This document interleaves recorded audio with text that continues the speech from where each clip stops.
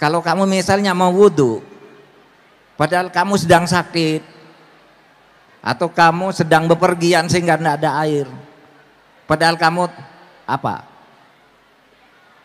Terlanjur menyentuh perempuan, maka kamu tayamum saja. Nah, kata menyentuh itu ada yang dikatakan menyentuh itu artinya kalau bersentuh. Tapi ada yang bilang nyentuh gini aja tidak boleh, itu tergantung aliran fikihnya aja. Jadi tidak benar, itu pesantren tuh justru penting dan negara menganggap penting. Sehingga apa? Negara membuat undang-undang pesantren. Karena ini satu sistem pendidikan yang sangat cocok dengan situasi Indonesia. Pesantren itulah sebenarnya tempat membangun Islam yang moderat. Itu orang yang keras-keras tuh kadang-kala baru belajar agama tuh.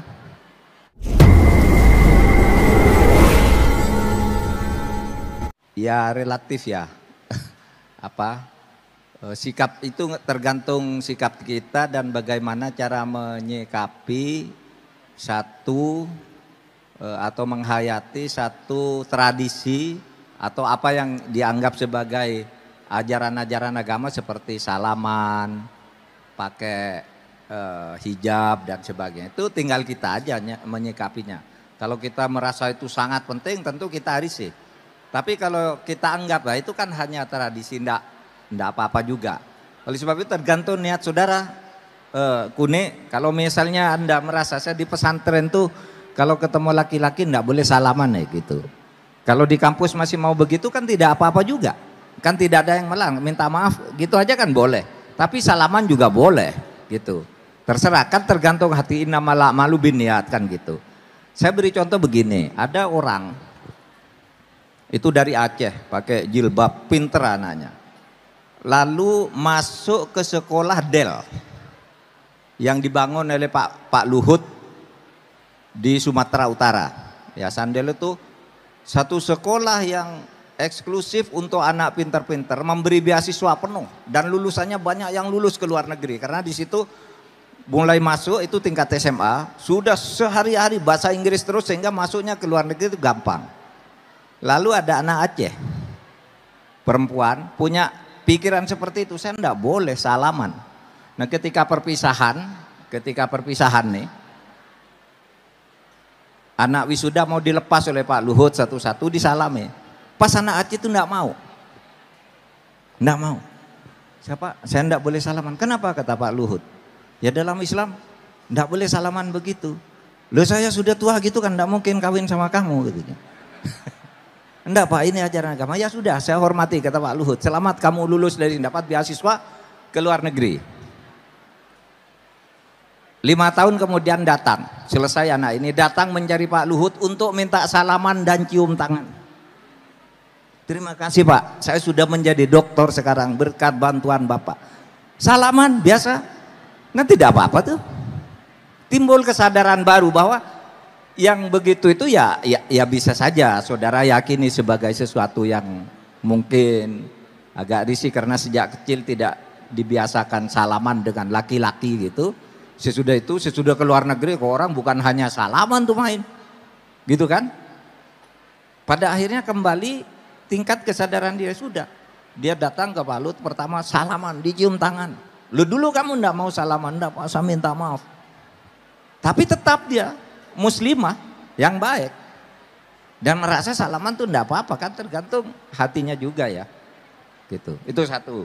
Oleh sebab itu ini kalau tanya ke saya gitu ya, sekarang ini gimana sih ya tergantung bagaimana saudara menghayati setiap aliran-aliran dari fikih itu kan soal fikih aja. Ada yang bilang bersentuhan haram, ada yang bilang enggak apa-apa kan gitu ya. Kalau apa misalnya dalam wudhu tuh kan ada wa in kuntum maridun aw ala safarin udatum ayum wa iddatu aula mastumun nisa falam tajidu ma'an fatayammamu zaidan zalaka atau zaidan thayyiba suaidan thayyiba. Kalau kamu misalnya mau wudhu padahal kamu sedang sakit atau kamu sedang bepergian sehingga tidak ada air, Padahal kamu apa? Terlanjur menyentuh perempuan, maka kamu tayamum saja. Nah, kata menyentuh itu ada yang dikatakan menyentuh itu artinya kalau bersentuh. Tapi ada yang bilang nyentuh gini aja enggak boleh, itu tergantung aliran fikihnya aja. Gitu. Saudara meyakini yang mana? Kalau saudara menyatakan, waduh saya meyakini bahwa bersentuhan aja enggak boleh. Nah, nanti kalau saudara naik haji di Mekah itu, berapa kali harus ngulangi wudhu karena ketemu dengan orang laki-laki. Kenapa orang rokan hulu tak mau bersalaman? Apakah ini aliran sesat? Li ayyut'ina ala ra'si ahadikum, ditusukkan paku dari api neraka ke kepala kamu, khairun, lebih baik, min antamussa yada mura'atin la tahillu lahu, daripada menyentuh tangan perempuan yang tak mahram. Sehingga timbul arilan, oh kalau begitu yang dimaksud lamas tumun nisa itu menyentuh wanita itu artinya menggauli istri sebagai dalam hubungan suami istri. Kalau cuma menyentuh lamas, ada yang katakan juga lamas tumun itu memakai, menggunakan tuh ya bersentuh begitu. Tapi ada yang sangat hati-hati menyatakan bersentuhan aja enggak boleh tuh, batal wudhunya. Lah kalau batal wudhunya gimana? Ya tayamum. Kalau kamu meyakini bahwa bersentuhan itu membatalkan wudhu, kalau kamu meyakini bersentuhan itu kamu bersentuh bergaul suami istri, ya itulah yang mengharuskan kamu tayamum, membatalkan wudhumu misalnya. Sehingga tayamumnya pun, mandi besarnya pun juga harus tayamum misalnya. Nah, oleh sebab itu tergantung. Dan menurut saya tidak ada yang salah, Islam itu enak kok.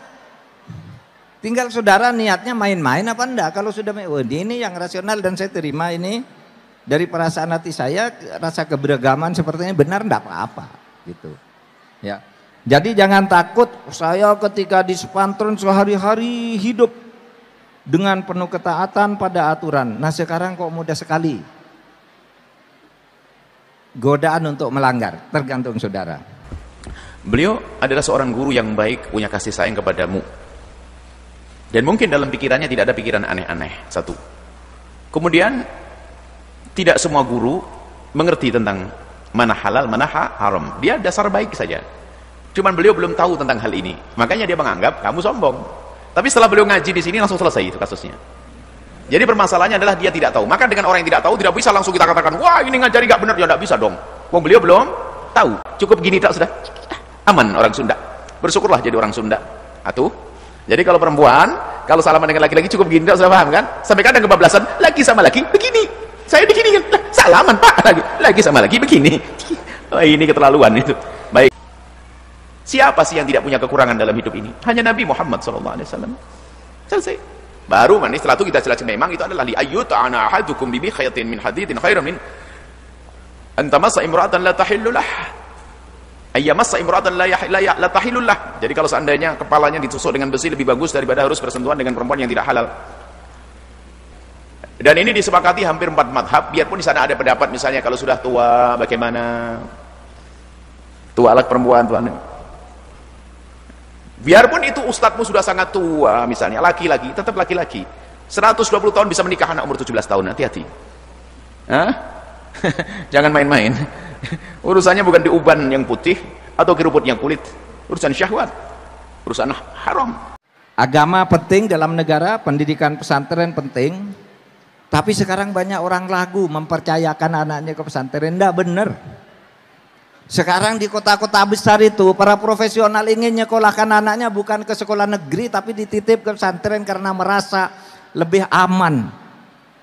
Moralnya bisa dididik. Dan biaya pesantren sekarang justru lebih mahal dari sekolah di sekolah negeri yang bagus, pesantren-pesantren tertentu. Jadi tidak benar, itu pesantren itu justru penting dan negara menganggap penting. Sehingga apa? Negara membuat undang-undang pesantren. Karena ini satu sistem pendidikan yang sangat cocok dengan situasi Indonesia. Pesantren itulah sebenarnya tempat membangun Islam yang moderat. Itu orang yang keras-keras tuh kadang-kala baru belajar agama tuh. Seperti Baru kenal, belajar agama sedikit lalu menjadi pahlawan, mau menjadi syuhada, mau jihad, mau apa. Yang di pesantren tuh ndaklah seperti kita-kita ini. Ya tenang-tenang aja, moderat, ada orang mau begitu silahkan, saya tidak mengganggu orang lain.